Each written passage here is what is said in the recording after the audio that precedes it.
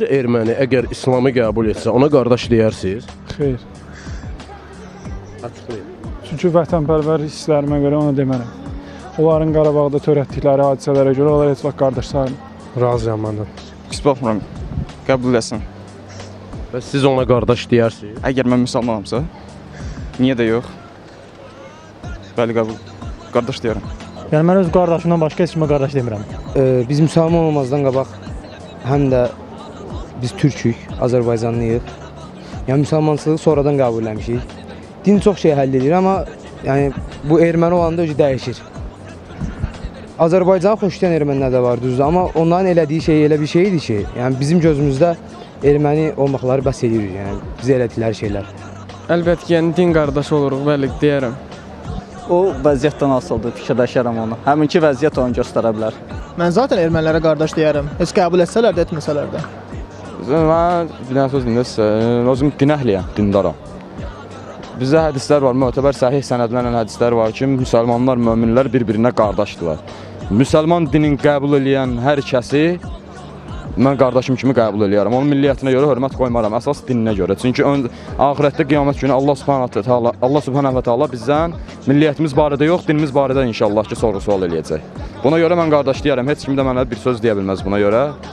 Yəni erməniyə heç bir istənilən heç bir halda qardaş demərəm. Yəni. Ümumiyyətlə yaxındır mənə qardaşdan öncəki mərhələlərdəki ifadə olunan sözləri də işlətməliyəm.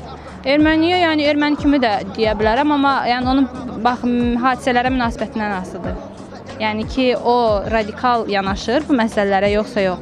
Yox, əgər o tutalım ki, ermənilərin Azərbaycanda törətdiyi qırğınlara necə deyim, haqq qazandırmırsa, hə, yəni ki, insan kimi ona dəyər verə bilərəm. Amma yəni burada heç bir din, milli və ya etnik bir amil heç vaxt rol oynaya bilməz. Xeyr, heç vaxt. Çünki mən də yəni o ən azından din baxımından yox, insanlıq baxımından, yəni ermənilər vəhşi bir insana necə qardaş demək olar? Mən yox, deyə bilmərəm, heç vaxt. İstər necə olsun, deyə bilmərəm. Demərəm. Yəni müsəlmanların hamısına, onda işdə də qardaş deyədir, belə çıxır da. Yəni müsəlmanların hamısına qardaş demək düzgün deyil, axı işdə özünü müsəlman adlandırır. Onda onlara da qardaş deyək. Dəxli yoxdur yəni. Yəni İslamın ona heç bir əlaqəsi yoxdur. Yəni dinlə ayırmıram insanları, demərəm. Xeyr.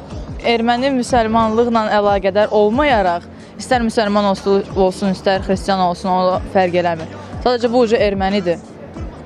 Bu milliyyət bu milliyyətdir. Ucu religiyadan, yəni ki, bunun heç bir aidiyyəti yoxdur məncə. Yox, erməni olsa yox, fərqi yoxdur. Yəni, kimsə qəbul edir, mən qardaş demərəm. Müsəlman olduğu üçün yox yəni. Kim müsəlmandan çıxsa ona qardaş deyərəm, belə deyək. Əksinə olsa, kim müsəlmandan çıxsa ona qardaş deyərəm. Məncə xeyr, çünki qardaşlıq dinlə əlaqədar deyil, din də qardaşlıqla yəni əlaqədar deyil. Hərəsində ayrı-ayrı yeri var. Yəni, məsələn, qardaş dediyini mütləq müsəlman olmalı deyil və müsəlman o qədər müsəlman var ki, hamısına qardaş demək düzgün də deyil. Ona görə hər halda yox.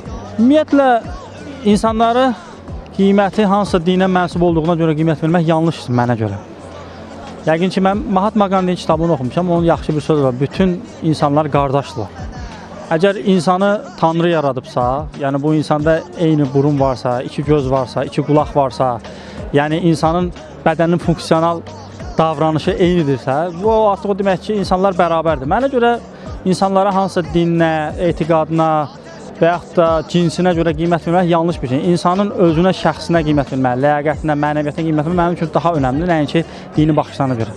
Mən insanlara dininə görə münasibət bəsləmirəm. Ümumiyyətlə, insanlara da qardaş demirəm, bir qardaşım var. İnsanlara fərq kimi yanaşıram və fərqlər də mənim prinsiplərimə uyğunsa, dostluq münasibəti olur, yoldaşlıq münasibəti olur, yaxud da heç bir münasibət olmur. Yəni onun İslamı qəbul edib bilməməsi mənim üçün önəmli deyil.